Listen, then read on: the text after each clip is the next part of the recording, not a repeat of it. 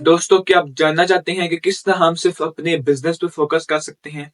Why we should focus on our business and how? और कैसे हम अपने बिजनेस पे फोकस कर सकते हैं और हमें क्यों फोकस करना चाहिए सिर्फ अपने बिजनेस पर या एसेट्स पर? इसके अलावा व्हाट इज लग्जरी? लग्जरी क्या होती है आखिर? और ये जो टैक्सेस है इसकी तारीख क्या है? What is history of taxes? और what is the power of corporations? ये बड़ी बड़ी कंपनीज एंड कॉर्पोरेशंस हैं, इनकी आखिर पावर क्या होती है? और हम why is how why we should start corporation and how we can start the corporation? हम कैसे एक कॉर्पोरेशन बना सकते हैं या फिर ये बनाना क्यों जरूरी है? ये वो बातें हैं जो हम आज की वीडियो में जानेंगे। तो अगर आपने इससे पिछली वीडियोस नहीं देखी तो आप जाके मेरी पिछली वीडियोस देख सकते हैं। उसमें मैंने बहुत सी बातें की हुई हैं। तो आज की वीडियो में हम आगे का मुतालिया करेंगे। रिच डैड पुअर डैड किताब का मुतालिया कर रहे हैं। आप मेरी पिछली वीडियोस जाके देख सकते हैं। आज हम चैप्टर 3 लेसन 3 शुरू करेंगे, जिसमें हम ये बातें डिस्कस करेंगे जो भी हमने आपको बताई हैं। चैप्टर 3 हम शुरू करने हैं लेसन 3 इसका, जिसमें वो कहता है कि माइंड योर ओन बिजनेस, यानी कि हमें अपने बिजनेस पे फोकस करना चाहिए। इसको अगर उसने टैगलाइन लिखी हुई है, the rich focus on the assets column, यानी कि रिच अपने एसेट्स पे फोकस करते हैं, जो लेकिन जो बाकी सब लोग हैं वो अपने इनकम पे फोकस करते हैं। अब आगे बात करते हैं 1974 में रे क्रोक, जो फाउंडर है मैकडोनल्ड्स का, कहता है वो एमबीए की क्लास में उनसे कोई बातचीत करनी या फिर उनसे बात करने यूनिवर्सिटी ऑफ टेक्सास में ऑस्टिन में। कहता है जो मेरा एक दोस्त था वो भी था उस क्लास में। तो अब उसी के दौरान उन बच्चों ने दरख्वास्त की, जो भी थे वहाँ पे स्टूडेंट्स ने दरख्वास्त की उस रे से, जो मालिक है मैकडोनल्ड का, कि हम आपसे कोई मीटिंग रखना चाहते हैं, खाने पे मिलना चाहते हैं। रे ने एक्सेप्ट कर लिया। कहते जब सारे स्टूडेंट्स खाने में मिले तो रे ने उन सबों से पूछा कि व्हाट बिजनेस एम आई इन, मैं कौन सा बिजनेस करता हूँ। उनसे ग्रुप से सवाल पूछा। कहते सब हंसना शुरू हो गए, क्योंकि जो बहुत सारे मोस्ट ऑफ जो बहुत सारे थे तालिब इल्म एमबीए के, वो ये समझ रहे थे कि रे हमें बेवकूफ बना रहा है, ऐसे हमें हंसा रहा है। तो किसने जवाब नहीं दिया। रे ने दोबारा पूछा कि मैं कौन से बिजनेस में हूँ, तुम्हें क्या लगता है मैं मेरा बिजनेस क्या है? कहता है बच्चे दोबारा हंसना शुरू हो गए, लेकिन एक था उसने थोड़ी बहादुरी दिखाई और उसने जवाब दिया कि रे, दुनिया में कौन नहीं जानता कि तुम हैम बर्गर बिजनेस में हो, यानी कि तुम बर्गर्स के बिजनेस में हो। कहता है रे ने कहा कि ये मुझे उम्मीद थी, ये मैंने था सोचा कि तुम यही कहोगे। कहता है वो रुका और उसने साथ ही कहा कि ladies and gentleman, I am not in ham ham burger business, my business is real estate. कहता है मेरा बिजनेस जो है ना वो बर्गर का नहीं है, मेरा बिजनेस रियल एस्टेट का, जमीन का। अब इसकी वजह क्या है? इसकी वजह ये है कि लोकेशन जो होती है ना वो ज्यादा इंपॉर्टेंट होती है जब आपने कोई इस तरह की शॉप ओपन करनी होती है। इसलिए वो कहा था कि मेरा जो बिजनेस ना वो बर्गर्स का नहीं है बल्कि रियल एस्टेट का है। अगर ये जो एक सीगर नंबर 3 ऑफ रिच, और वो क्या सीगर है? वो सीगर ये है कि वो सिर्फ अपने बिजनेस पे फोकस करते हैं और उनको पता होता है कि हमारा बिजनेस क्या है। ठीक है, फाइनेंशियल स्ट्रगल की जो वही वजह है ना कि लोगों बहुत से लोग माली हालात की वजह से बहुत ज़्यादा तंगियाँ बर्दाश्त करते हैं, जो उनको मसाइल होते हैं माली लिहाज से। उसकी वजह ये है कि वो पूरी ज़िंदगी किसी और के लिए काम करते थे, और किसके लिए काम करते हैं? हुकूमत के लिए, कंपनी के लिए। ये सब मैं आपको पिछली वीडियोज़ में बता चुका हूँ, जाके आप देख सकते हैं। पता है बहुत से लोग अपनी ज़िंदगी के आखिर में कुछ भी किए बगैर, इनके आखिर जब वो ज़िंदगी में जब वो सब काम कर चुके होते हैं तो आखिर में उनके पास कुछ भी नहीं होता, क्योंकि उन्होंने पूरी ज़िंदगी दूसरों के लिए काम किया होता है। फिर आगे वो स्कूल एजुकेशन सिस्टम पे बात करता है और कहता है कि स्कूल जो है ना वो सिर्फ स्कूलैस्टिक स्किल्स पे बात करते हैं और बच्चों को सिर्फ ये सिखाते हैं कि पैसा किस तरह पैसे के लिए काम करना है। ये बच्चों को बिजनेस नहीं सिखाते। कहते स्कूल का प्रॉब्लम ये है कि वो सिर्फ आपको वही सिखाते हैं, बनना सिखाते हैं जो आप पा रहे हैं। जैसा कोई कुकिंग पा रहा है तो उसको सिर्फ शेफ बनना सिखाएंगे कि आप सिर्फ शेफ हो। अगर कोई लॉ पा रहा है तो उसको वही कहेंगे कि तो सिर्फ अटर्नी बनोगे। अगर कोई ऑटो मैकेनिक्स पा रहा है तो कोई सिर्फ मैकेनिक बन सकते हैं। ये गलती है कि बहुत से लोग पढ़ाई के दौरान ये भूल जाते हैं कि हम अपना बिजनेस भी कर सकते हैं। ठीक है, हमारा हमारा बिजनेस क्या है? कहता है वो पूरी ज़िंदगी लगा देते हैं दूसरों के बिज़नेस के लिए, यानी कि दूसरों के लिए, अपनी कंपनीज़ के लिए काम करते हैं, पूरी ज़िंदगी लगा देते हैं और उनको अमीर करते रहते हैं, उनको अमीर बनाते रहते हैं। कहते हैं ये मसला है कि तुम आपका बिज़नेस आपके एसेट्स के अराउंड आपके साँसों के अराउंड रिवॉल्व करना चाहिए। ठीक है? आपकी इनकम के अराउंड नहीं होना चाहिए। तो मैं पहले बता चुका हूँ कि नंबर 1 रूल जो है ना वो पता होना चाहिए कि एसेट्स और लायबिलिटी में फ़र्क क्या है, आप ताकि आप एसेट्स खरीद सकें। रिच जो होता है वो अपने एसेट्स पे फ़ोकस करता है। कहता है अब मैं बहुत बार ये मुझे सुनने को मिलता है कि मुझे अपनी इनकम में मेरी इनकम ज़्यादा होनी चाहिए, आई इनका रेस। कहता है ये बहुत सी शक्ल में इस बात को बहुत अच्छे माना जाता है कि अच्छी बात है कि आप कहें कि आपकी इनकम ज़्यादा होनी चाहिए। कहता है लेकिन मैं अभी भी मैं समझता हूँ कि आइडिया ठीक नहीं है। कहता है कि आइडिया तब ठीक होगा जब बंदे की जो एक्स्ट्रा उसको इनकम मिल रही है, जब ज़्यादा उसको जो इनकम मिल तनख्वाह मिल रही है, वो उसको अपने उस एसेट्स में इन्वेस्ट करे जिनसे उसको इनकम जनरेट हो, पैसे बने जिस एसेट से। अगर वो उसमें इन्वेस्ट करता है उस अपनी इनकम को जो बढ़ती है, तो तब वो इनकम सही है, वरना वो उसके लिए दोबारा अज़ाब ही बन जाएगी। उसको कोई फ़ायदा नहीं होगा। फिर आगे जी वो बात करता है मुख्य चीज़ों के बारे में, डेब्ट कर्ज़ों के बारे में बात करता है, टैक्सेस के बारे में बात करता है। फिर कहता है एडवाइस दे रहा है, कहता है कि आप अपना अपना अपना बिज़नेस को देखें। फिर आगे एडवाइस दे रहा है कि आपने एक डे टाइम जॉब भी करनी है, लेकिन आप साथ-साथ कुछ ना अपने असासे बनाते रहें और लायबिलिटीज़ ना बनाएँ, असासे बनाते रहें। जो आप वो लायबिलिटीज़ ना बनाएँ जो आपकी जिनकी आपकी ज़िंदगी में कोई वैल्यू नहीं है। मतलब अपने अखराजात कम रखें, लायबिलिटीज़ को कम करें और अपनी एक स्ट्रॉन्ग बेस बनाएँ अपने असासों की। जो यंग पीपल हैं, जिन्होंने घर छोड़ जाना है, अभी तक घर नहीं छोड़ा, उनके लिए उनके पेरेंट्स के लिए, उनके वालिदैन के लिए बहुत ज़रूरी है कि वो उनको एसेट्स और लायबिलिटी का फ़र्क बताएँ और उनको बताएँ कि वो अपना ऐसा करें, असासों का जो असासे हैं वो बनाना शुरू कर दें अभी से ही। ताकि जब वो घर छोड़ें और जब उनकी शादी हो, जब वो घर खरीदें, जब उनके बच्चे हों, तो वो इस जो ये जो माली निज़ाम है इसमें फँस ना जाएँ, ठीक है? तो फिर कहता है, क्योंकि जब वो कहता है, जब उनका आखिरी बच्चा घर छोड़ता है तो वो उनके वालिदैन समझते हैं कि अब हमारी ज़िंदगी खत्म हो गई है, अब हम रिटायर हो जाती हैं। तो ये फिर उसके बाद उनकी हालात ख़राब होते हैं, जब उनके पास पैसे खत्म होते हैं, फिर वो बीमार होती हैं और फिर वो अपने बच्चों के सर पे एक ज़िम्मेदारी बन जाती है और फिर उनके बच्चे जो अभी तक सही स्टेबल नहीं हो पाते, उनके सर पे एक नई ज़िम्मेदारी आ जाती है। तो कहता है कि कौन से असासे हैं जो मैं आपको पेरेंट्स को, वालिदैन को कहता हूँ सजेस्ट कि वो अपने बच्चे को कहें कि वो लें। कहता है आज की दुनिया में जो रियल एसेट्स हैं, जो वो कुछ ये हैं। Number 1, business that do not require, ऐसे बिज़नेस जिसमें आपकी हाज़िरी यकीनी नहीं है, लाज़मी नहीं है कि आप वहाँ पे होंगे तो बिज़नेस काम करे, आपके बगैर भी वो काम करे, ठीक है? वो पैसे वहाँ पे बनते रहें, ठीक है? फिर अगर स्टॉक्स में करें, bonds, income generating, real estate में, नोट्स में, रॉयल्टीज़ रॉयल्टीज़ में from intellectual property such as music, script, प जो भी चीज़ें मुख्तलिफ, anything else that has value, produce income और appreciates has a ready market, ठीक है? कोई भी चीज़ होती है। ये 6 कैटेगरी से कहते हैं, आप इसमें बच्चों को कहें कि ये इनके अपने असासे बनाएँ। कहता है एक यंग बॉय की, जब मैं था यंग बॉय तो मेरे एजुकेटेड डैड थे, मैं पढ़े लिखे बाप, वो मुझे कहता था कि एक अच्छी जॉब लो, ठीक है? लेकिन जो मेरा अमीर बाप था वो मुझे कहता था कि अपने एसेट्स बनाओ जिनसे तुम्हें मोहब्बत है। कहता है फिर मैंने अपने एसेट्स बनाए अपनी जवानी में, रियल एस्टेट मैंने खरीदी, स्टॉक्स खरीदे जिनसे मुझे मोहब्बत थी। फिर कहता है फिर वो आखिर वही बात भी कहता है कि अपना बिज़नेस पे फ़ोकस करें, अभी जॉब भी साथ-साथ करें, लेकिन साथ-साथ अपने एसेट्स अपने असास से बना खरीदते रहें, उस जॉब से जो इनकम आ रही है आपको। फिर आगे बात करता है कि कहता है मैं सारों को नहीं कहता कि वो एक कंपनी शुरू कर दें, लेकिन मैं सिर्फ़ उनको कहता हूँ जिनको पसंद है, जिनको प्यार है कि वो जिनको ख़्वाहिश है कि वो एक कंपनी खोलें, सिर्फ़ वही खोलें, सारे ना खोलें, क्योंकि जिनको अच्छा नहीं लगता कंपनी खोलना, उनकी कंपनी ख़राब हो जाएगी। मैं कहता हूँ कि कम से कम बिज़नेस तो सारे बनाइए, फिर अपना जो असासे वाला कॉलम है, अपने असासे तो कम से कम सारे बनाएँ, ठीक है? फिर आगे वो बात करता है लग्ज़री के बारे में, कहता है लग्ज़री जो रिवार्ड है, किस चीज़ का, अगर आप सही असासों पे सही असासे बनाते हैं और सही असासों पे इन्वेस्ट करते हैं, तो वो उसका रिवार्ड होता है ना, इनाम होता है, वो होता है लग्ज़री। कहता है उसकी एग्ज़ाम्पल दी है अपनी बीवी की, किम। कहता है उसके पास एक्स्ट्रा मनी थी जो उसको अपार्टमेंट हाउसेज़ से आ रही थी, जो उसने खरीदे थे, ठीक है? अब कहता है जब उसको मनी आ रही थी एक्स्ट्रा, तो उसने फिर उससे क्या लिया, एक लग्ज़री ली, वो क्या थी, उसकी मर्सिडीज़ ली। कहता है अब उसको कोई एक्स्ट्रा काम नहीं करना पड़ा, उसने बस 4 साल अपना रियल एस्टेट में इन्वेस्टमेंट जो था, उसमें किया, पोर्टफोलियो जब उसका भरा, जब उसको अच्छा पैसे आना शुरू हो गए रियल एस्टेट से, तो उसने फिर वो जब उसको कैश फ्लो बन गया, तो उसने फिर एक गाड़ी ले ली, मर्सिडीज़ ले ली, जो उसके लिए एक लग्ज़री थी। लेकिन उसको कोई रिस्क नहीं ले लेना पड़ा, क्योंकि उसने अपनी अच्छी तरह एसेट्स में इन्वेस्ट किए थे, ठीक है? तो अब बट द लग्ज़री जिस मर्सिडीज़ और एक्टिवा था, उसके लिए एक नाम था, क्योंकि उसने प्रूव किया था कि वो जानती है कि किस तरह उसके असासों के कॉलम को असासे किस तरह बढ़ाई जा सकती हैं। कहता है लेकिन बहुत से जो मिडल क्लास और गरीब लोग होते हैं, वो सिर्फ़ इसलिए लेते हैं लग्ज़री ताकि वो अमीर लग सकें। कहता है अब कहता है ये उसकी फाइनेंशियल ज़हानत थी, माली ज़हानत थी, जिसकी वजह से वो ये गाड़ी ले सकी। अब आगे शुरू होता है जी चैप्टर 4, लेसन 4 के आखिरकार जो टैक्सेस हैं उनकी तारीख क्या है? History of taxes and power of corporations. अब आगे यहाँ उसने एक टैगलाइन दी है कि my dig rich dad just played the game smart and he did it, तो कहता है वो मेरे अमीर बाबा जो है वो बड़ी स्मार्ट गेम खेलता है, और वो खेलता है किसके ज़रिए? वो खेलता है कॉर्पोरेशंस के ज़रिए, जो सबसे बड़ा सीक्रेट है रिच अमीर लोगों का।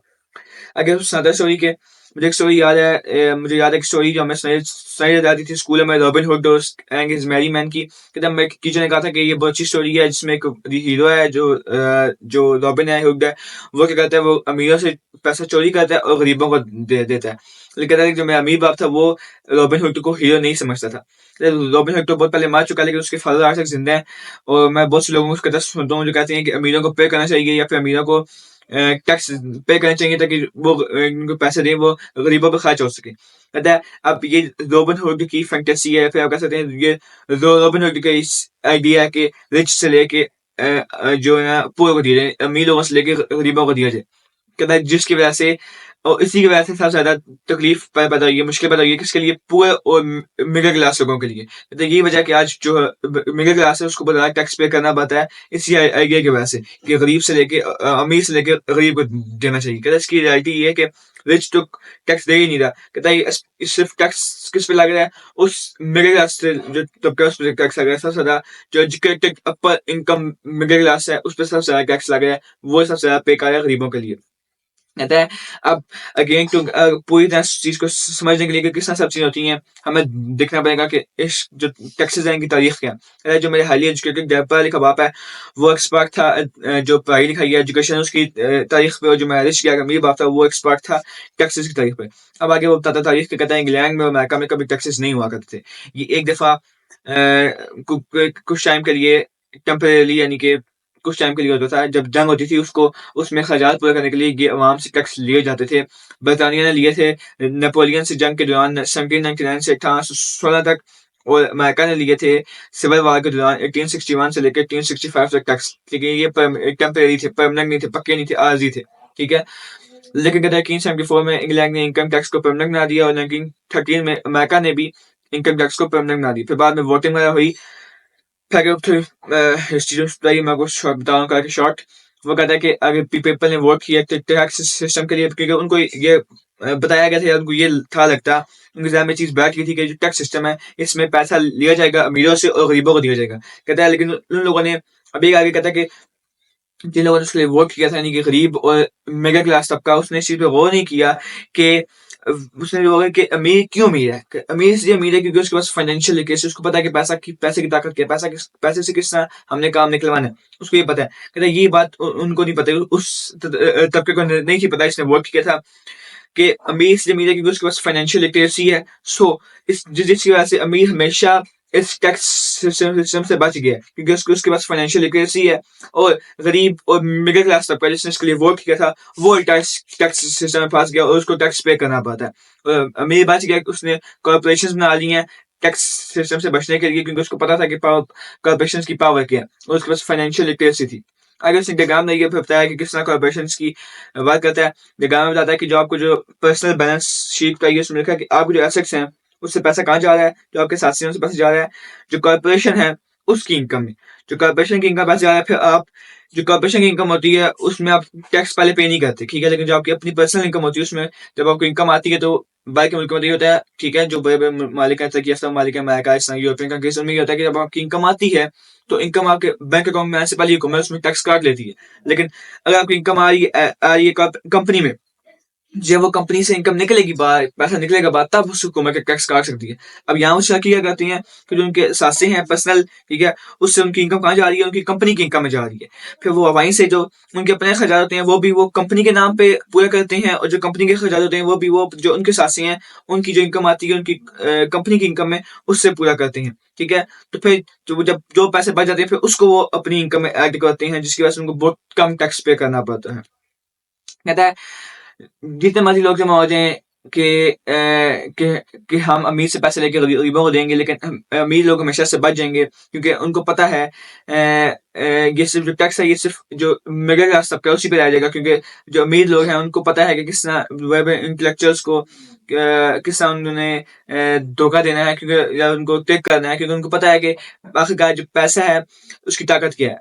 वो चीज़ है जो स्कूलों में नहीं सिखाई जाती। कहता है अब किस ना जो आखिरकार जो रिच अमीर लोग हैं वो किस ना इंटेलेक्चुअल्स को, यानी जो उन लोगों को जो कहते हैं कि पैसा अमीर से लेकर गरीब हो जाएंगे, उनमें भी कुछ लोग इंटेलेक्चुअल हैं, दानिशवर हैं, जो अपने आप को समझते हैं, उनको वो कैसे धोखा देते हैं, कैसे उनको क्रिटिक करते हैं जो अमीर लोग हैं। कहता है वो इस तरह करते हैं कि वंस तक टेक, अब उसने पूरी स्टोरी सुनाई, उसने कहता है कि जब एक पैसा ले लिया गया अमीर से तो टैक्स मिल गया हुकूमत को, हुकूमत के बहुत ज़्यादा पैसा जमा हो गया। अब लोग बहुत खुश हो गए कि हुकूमत का पैसा मिल गया, जो उसने अमीर से लिया वो हमें देगी। कहता है फिर हुकूमत देती है किसको, जॉब्स की शक्ल में और पेंशन की शक्ल में वो देती है किसको, वर्कर्स को। लेकिन वो पैसा अमीरों को भी जाता है, किसने आता है सारा पैसा अमीरों को। कहते हैं ये पैसा आएंगे टू रिच, किसने जा रहा है अमीरों को, फैक्ट्रीज, उनकी फैक्ट्रीज की वजह से। कैसे जा रहा है कि जो अमीरों की फैक्ट्रीज होती हैं उनको गवर्नमेंट के ठेके मिलते हैं, कॉन्ट्रैक्ट्स मिलते हैं, जिसकी वजह से वो पैसा वापस जो उन्होंने दिया था वो वापस उन्हीं को चला जाता है। ठीक है, फिर वो कहता है गवर्नमेंट को बहुत ज़्यादा पैसा मिलता है। लेकिन मसला ये है कि गवर्नमेंट उस पैसे को मैनेज नहीं कर सकती। क्यों? इसका मसला क्या है? इसका मसला ये है कि गवर्नमेंट के लिए ये ज़्यादा सूटेबल है, ये ज़्यादा उसको सूट करता है कि वो अपने पास ज़्यादा पैसा ना रखे। कहता है क्यों? क्योंकि अगर आप पैसा जो आपने अलॉट किया है, फंड्स अपने अलॉट किए हैं, अगर उसको खर्च करने में नाकाम हो जाते हैं, तो आपको फिर खतरा होगा नेक्स्ट बजट में। क्या खतरा होगा कि अवाम आपको या फिर लोग आपको ये रिकॉग्नाइज़ करेंगे, ये मानेंगे कि यार ये तो एफिशिएंट ही नहीं है, ये तो सही इतना खर्च ही नहीं कर पाए। लेकिन अगर बिज़नेस में स्किल्ड होता है, जो प्राइवेट बिज़नेस होता है, उसमें स्किल्ड होता है, उसमें ये होता है कि उन लोगों को ज़्यादा हौसला अफ़ज़ाई की जाती है, उन लोगों को ज़्यादा सराहा जाता है जो लोग ज़्यादा पैसा बनाते हैं, जो या लोग ज़्यादा पैसा सँभाल के रखते हैं, ठीक है? उन लोगों को ज़्यादा हौसला अफ़ज़ाई की जाती है। लेकिन कहता है हुकूमत में ये चीज़ उल्ट होती है, ठीक है? कहता है इसने जब जिस तरह ये साइकिल बताया था तो हुकूमत मज़ीद पैसे खर्च करती है जिसकी वजह से वो मज़ीद टैक्स माँगती है क्योंकि उसके पास डिमांड फॉर मनी इंक्रीज़ हो जाती है और फिर वो टैक्स द रिच आइडिया जो है वो उल्टा ही पाया जाता है किस पे? उस तबके पे जो इनकम पे पल रहा है। क्योंकि हुकूमत इनकम टैक्स बढ़ा देती है, टैक्सेस बढ़ा दे देती है क्योंकि उसके खर्चात ज़्यादा हो जाते हैं। इस तरह फिर वो सारा पैसा वापस किसके पास जा रहा होता है? अमीरों के पास, लेकिन कि बोझ किस पे पड़ रहा है? उन लोगों के पर पड़ रहा है, उस अमीर और उस गरीब और मिडिल क्लास जो था तबका उस पे पड़ रहा है जिसने उस जो था सिस्टम टैक्स का उसके लिए वोट किया था, सारा बोझ उसी पे पड़ रहा है। कहते हैं अब कैपिटलिस्ट जो हैं बड़े-बड़े, उन्होंने अपनी फाइनेंशियल जो नॉलेज है, इल्म है, उसको इस्तेमाल किया है इसमें से निकलने के लिए और अब उन्होंने प्रोटेक्शन ली है किसके ज़रिए? अपनी कॉर्पोरेशंस के ज़रिए। कहता है जो कॉर्पोरेशन है वो कोई कुछ खुद की चीज़ नहीं है, कॉर्पोरेशन जो है ना सिर्फ़ एक फ़ोल्डर है जिसके अंदर कुछ लीगल डॉक्यूमेंट्स हैं। कहता है अब आप किसी अटॉर्नी के ऑफ़िस में बैठे हों और रजिस्टर करा दें किसी स्टेट गवर्नमेंट एजेंसी से, तो ये कोई बड़ी बिल्डिंग या फैक्ट्री नहीं है, कोई ग्रुप ऑफ पीपल नहीं है, कॉर्पोरेशन जो है ना सिर्फ़ एक लीगल डॉक्यूमेंट है, जो एक लीगल बॉडी बनाती है जिसमें कोई रूल नहीं है। कहता है इसके ज़रिए जो अमीरों की जो दौलत है वो बढ़ जाती है। ये कहता है ये बड़ा पॉपुलर है क्योंकि इनकम टैक्स का जो रेट है वो कॉर्पोरेशन का जो इनकम टैक्स का रेट है वो बहुत कम है इंडिविजुअल के जो आम आदमी के एक बंदे के इंफरादी बंदे के इनकम टैक्स के रेट से। कहता है अब इसके अलावा से बहुत सारे जो खर्चात होते हैं वो भी पे हो जाते हैं कॉर्पोरेशन के ज़रिए जो मैं बात पहले बता चुका हूँ टैक्स देने से पहले ही। ठीक है? वो आप क कंपनी के ज़रिए पे कर सकते हैं। कहता है इस ये वो वजह है दैट इज़ व्हाई कहता है यही वजह है कि मैं ये बिलीव करता हूँ कि जो आइडिया था कि अमीरों से लेंगे, ये उन्हीं लोगों पर बैकफायर यानी उन्हीं पर उल्ट पाया गया है जिन्होंने इसके लिए वोट किया था, यानी कि गरीब और मिडल क्लास तबका। कहता है एवरी कैन पीपल कहता है जब भी लोगों ने कोशिश की है कि वो अमीर लोगों को पनिश करें, ठीक है? यानी कि रिच कहता है अब जब भी कोशिश की है तो रिच जो है ना वो सिंपली क्या कहते हैं उसको पास कर जाते हैं, यानी कि ओवरकम कर जाते हैं। कहते हैं क्यों? क्योंकि वो रिएक्ट करते हैं, उनके पास पैसे हैं, उनके पास ताकत है और वो चाहते भी हैं चेंज करना, ठीक है? वो क्या करते हैं वो कोशिश करते हैं वो आराम से बैठे नहीं रहते और आराम से टैक्स पे नहीं करते रहते बल्कि वो तरीके ढूंढते हैं जिससे वो अपना टैक्स काम कर सके। तो वो अटर्नीज और अकाउंटेंट्स भर्ती करते हैं, ठीक है? और पॉलिटिशियन को भी उनके लिए उनको भी पे करते हैं, यानी कि उनको भी इस चीज़ों में लेके आते हैं, यानी कि उनको आपको पता ही है कि क्या होते हैं सिस्टम, ताकि वो लॉस चेंज कर सकें और लीगल लूप होल्स क्रिएट कर सकें जिसकी वजह से उनको कम टैक्स पे करना पड़े, ठीक है? और अपने रिसोर्सेज यूज़ करते हैं चेंजेस करने के लिए। कहते हैं अब आगे वो फिर बात करता है कि if you work for money, अगर आप पैसे के लिए काम करेंगे तो आप power you give the power to your employer, आप अपने एम्प्लॉयर यानी कि जो बिजनेसमैन है जिसकी कंपनी में आप काम कर रहे हैं आप उसको पावर दे रहे हैं, लेकिन अगर आप पैसा आपके लिए काम कर रहा है तो आपने पावर अपने पास रखी है और आप उसको कंट्रोल कर रहे हैं। आगे वो बात करता है कि once we have this knowledge of power of money, कहता है जब हमें ये नॉलेज हासिल हो गया कि पैसे की ताकत क्या है कि किस हम उसको अपने लिए काम करवा सकते हैं। कहता है अब हम फिर जो है ना फाइनेंशियली स्मार्ट हो जाएंगे और फिर हमें कोई भी ऐसे कोई धकेल नहीं सकता, कहीं कहीं भी हमें लेके जा नहीं सकता, ठीक है? कहता है अब जो लोग जाहिल हैं, जिनको लोगों को नहीं पता इस बारे में, वो उनको आसानी से कोई भी कहीं भी लेके जा सकते हैं, धकेल सकता है कि कुछ भी उनको अपनी बातों में बिला फुसला सकता है। कहता है if you know what you talking, कहता है अगर आपको पता है कि आप क्या किस मुताबिक बात कर रहे हैं तो आपको फिर लड़ने का भी मौका ही मिलता है। यही वजह है कि अब जो अमीर लोग हैं वो बहुत ज़्यादा पे करते हैं कि इनको स्मार्ट अकाउंटेंट्स को और अटॉर्नीज को, क्योंकि वो इतना महँगा नहीं है, उससे कम ही है जितना उनको हुकूमत को टैक्स की शक्ल में पे करना पड़ेगा। कहता है अब जो बेस्ट लेसन मैंने सीखा था वो ये था कि बी स्मार्ट, स्मार्ट बनो और जिस तरह को ज़माना या दुनिया जिस तरफ लेके जाना चाह रही है उस तरफ ना चले जाओ बल्कि स्मार्ट हो, ठीक है? खुद सोचो। फिर बात करता है कि हाँ, जो डॉलर एक each dollar in my asset, जो साथ में मेरे एक डॉलर है वो मेरा एक एम्प्लॉय है जो मेरी मेहनत कर रहा है मज़ीद एम्प्लॉय बनाने के लिए, जिसकी वजह से मैं जो है ना लग्ज़रीज़ वो खरीद सकता हूँ। अब कहता है कि अब मिड 20s में जो मुझे रिच गैग ने एडवाइस की थी वो मुझे कुछ समझ आना शुरू हो गई थी। कहता है मैं एक कंपनी मेराइन कॉर्प्स और एक और कंपनी में नाम लिखा है उसने यहाँ पे ज़ीरोक्स, तो उसमें मैं काम कर रहा था, मैं बहुत ज़्यादा पैसे बना रहा था। लेकिन जब भी मेरी इनकम आती थी तो मुझे बहुत अफ़सोस होता था कि जब मैं था देखता कि बहुत सारा पैसा हुकूमत ने टैक्स की शक्ल में पहले ही काट लिया है, मेरी इनकम आने से पहले ही। तो कहता है फिर जब मैं जितना ज़्यादा काम करता था उतना ज़्यादा इनकम आती थी और उतनी ज़्यादा पैसे कमा काटती थी। कहता है जब मैंने मज़ीद हो गया सक्सेसफुल तो मेरे बॉसेस ने मेरी जो मेरे बॉस है उसने मेरी इनकम बढ़ा भी दी, मुझे प्रमोशन भी दी। लेकिन फिर भी मुझे ऐसा लगता कि मेरा अमीर बाप मेरे कानों में कह रहा है कि तुम किसके लिए काम कर रही हो? तुम किसको अमीर बना रही हो? ठीक है? लेकिन 1974 में मैं एम्प्लॉयी था ज़ेरॉक्स का। फिर मैंने क्या किया, उस कंपनी का एम्प्लॉयी होते हुए मैंने अपनी पहली कॉर्पोरेशन बनाई और मैंने अपना अपना बिज़नेस पे फ़ोकस करना शुरू कर दिया। ये वो बात है जो मैंने शुरू में बताई थी कि अब हर किसी नाम अपने बिज़नेस पे फ़ोकस कर सकते हैं। कहता फिर मैंने अपने अपने बिज़नेस पे फ़ोकस करना शुरू कर दिया। कहता उस वक़्त मेरे बहुत बहुत कम साथी थे, लेकिन मैंने इस पे मैं ये कहते हैं अज़्म कर लिया था कि मैं अब इसको बढ़ाऊँगा अपने साथियों को। कहता है अब जो मुझे आती थी पे जिसमें सब जो हुकूमत टैक्स काटती थी, वो जो थी ना made all the years of marriage क्या एडवाइस में उससे मुझे आती थी वो चीज़ समझ के मुझे जो मेरा अमीर बाप था वो मुझे क्या एडवाइस क्या नसीहतें करता था। अब मैं था देख सकता कि अगर मैं अपने पढ़े लिखे बाप की गरीब बात है उसकी मैं बातों को सुनता तो मेरा फ्यूचर क्या होता। कहता है अब उसने आगे बड़ी अच्छी बात थी, उसने कहा कि बहुत से बिज़नेसमैन या बहुत से एम्प्लॉयर्स यानी कि जो लोगों को हायर करते हैं अपनी कंपनी में, वो ये उनको ये लगता है कि अगर वो अपने वर्कर्स को अपने जो उनके अंडर वो काम कर रहे हैं, उनको ये बताएँगे कि आप भी अपने बिज़नेस पे फ़ोकस करें, तो उनको ल लगता है कि ये आइडिया बुरा है। कहता है लेकिन ये मेरे लिए मैं समझता हूँ कि आइडिया अच्छा है। कहता है क्यों? कहता है अगर आप किसी अपने एम्प्लॉयर को क्या कहेंगे ना कि आप अपने बिज़नेस पे फ़ोकस करें। कहता है लेकिन मेरे लिए क्या है कि अगर मुझे अपने focusing on my own business and developing assets making better. कहता है अगर मुझे पता होगा ना कि मैंने अपना बनाना है बिज़नेस तो मैं एक अच्छा एम्प्लॉयी बन सकता हूँ। कहता है कैसे? कहता है इसका क्योंकि मुझे मेरा एक मकसद होगा कि मैं क्यों काम कर रहा हूँ। कहता है क्योंकि मेरे पास मकसद होगा, मैं जल्दी आऊँगा, मैं बहुत मेहनत से काम करूँगा और मैं ज़्यादा से ज़्यादा पैसा बनाऊँगा ताकि मैं उसको अपने असासों में या फिर जो भी मैंने जहाँ भी मैंने इन्वेस्ट करना है उसको वहाँ इन्वेस्ट कर सकूँ। कहता है फिर अगर मैं अपनी बात करूँ तो मैं ज़्यादा से मैथ्स से काम था करता, ठीक है? ताकि मैं अपने रियल एस्टेट में इन्वेस्ट कर सकूँ क्योंकि हवाई में उस वक़्त एक बूम था देखने को मिला रियल एस्टेट में, तो मुझे भी था कि मैं जितना से ज़्यादा पैसा हो सकता है उतना रियल एस्टेट में इन्वेस्ट करूँ। जिसके लिए मैंने बहुत ज़्यादा मेहनत की ताकि मैं और ज़्यादा से ज़्यादा मैंने मशीनें जो थी जिस कंपनी में काम करा करता उसकी मैंने मशीनें बेची। जितनी ज़्यादा मैं मशीनें था बेचता उतना ज़्यादा मुझे पैसा था मिलता और जितना ज़्यादा पैसा मिलता था तो फिर उसमें उतनी ज़्यादा हुकूमत टैक्स काटती थी जो मैं देखता कि इतना ज़्यादा हुकूमत ने पैसे काटे हैं, तो फिर मुझे और हौसला मिलता था और मैं और मोटिवेट होता था कि अब तो मैंने इस जो ट्रैप है, जिस जाल में फँसा हूँ, इससे मैंने निकलना ही निकलना है।